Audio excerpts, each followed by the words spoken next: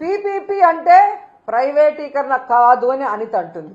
మరి పీపీపీ అంటే ప్రైవేటీకరణ కాకపోతే రౌడీ షీట్లకు ఇచ్చే పెరోలా అని నేను అడుగుతున్నా. ఎందుకంటే పీపీపీ అంటే ప్రైవేటీకరణ అని అందరికీ తెలుసు.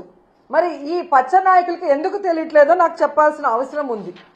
ఈరోజు పీపీపీ కానప్పుడు డబ్బులు లేక ప్రైవేటు వాళ్ళకి అప్పగిస్తున్నామని జీవో ఎందుకు ఇచ్చారు? మరి ఆ జీవోని రద్దు చేయండి.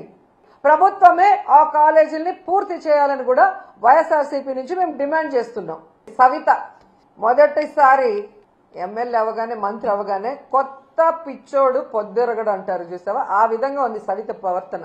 తనకు ఓట్లేసి గెలిపించిన ప్రజలకి ఈరోజు మెడికల్ కాలేజీని పూర్తి చేయాల్సిన బాధ్యత ఆ మంత్రికి లేదా? జిల్లాలో చంద్రబాబు నాయుడు కూడా చేయని ఆలోచన జగన్మోహన్ రెడ్డి గారు చేసి అక్కడ కాలేజీని నిర్మాణం స్టార్ట్ చేస్తే అది పూర్తి చేసుకోకుండా దాన్ని అమ్మకానికి కేబినెట్ లో పెడితే ఎలా సిగ్గు లేకుండా దానికి మద్దతు తెలిపావని సవితను అడుగుతున్నా నేను. మళ్ళీ నువ్వు కూడా మాట్లాడేదనా జగన్మోహన్ రెడ్డి గారి గురించి? నీకే అర్హత ఉంది? నీకు ఓట్లేసిన ప్రజలకి వెన్నుపోటు పొడిచి చంద్రబాబు నాయుడు చెప్పేదానికి గంగిరెద్దులాగా తల ఊపుతూ జగన్మోహన్ రెడ్డి గారిని మాట్లాడే అర్హత మీకుందా అని అడుగుతున్నా.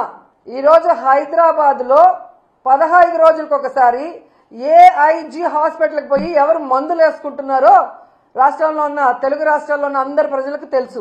అబద్ధాలు కల్లార్పకుండా ఎలా చెప్పాలో అనే దానికి మందును కనిపెట్టి చంద్రబాబు నాయుడు మీ అందరికీ ఆ మందు ఇస్తున్నాడు కాబట్టే ఈరోజు మీ అందరూ కల్లార్పకుండా అబద్ధాలు చెప్తున్నారు తప్ప, ఈరోజు మీకు దమ్ముంటే నేను వస్తాను, రండి. రాజమండ్రి మెడికల్ కాలేజ్కి వస్తారా? విజయనగరం మెడికల్ కాలేజ్కి వస్తారా? నేను ఇన్ఛార్జిగా ఉన్న మచిలీపట్నం మెడికల్ కాలేజ్కి వస్తారా? నంద్యాల మెడికల్ కాలేజ్కి వస్తారా? మీ పక్కనే ఉంది కదా, వైజాగ్లో ఉంటావు కదా, పాడేరు, ఆ మెడికల్ కాలేజ్కి వస్తావా? మెడికల్ కాలేజీలు అంటే ఎలా ఉంటాయి, ఎలా కట్టాలి, అక్కడ చదువుకుంటున్న మెడికల్ స్టూడెంట్స్ ఎవరెవరు అనేది డీటెయిల్గా మీకు చూపిస్తాను. దమ్ముంటే ఎవడైనా రండి, తీసుకెళ్తాను. ఏదో పిచ్చి పిచ్చి వీడియోలు తయారు చేసి ఈ పిల్లలు చూస్తే వా అంటారా? ఆ పిల్ల నువ్వేమన్నా యాంకర్వా, హోమ్ మినిస్టర్వా? జగన్మోహన్ రెడ్డి గారు ప్రజలకి మంచి చేశారు. మీలాగా ఈవీఎంలను మేనేజ్ చేసుకుని అధికారంలో రాలేదు.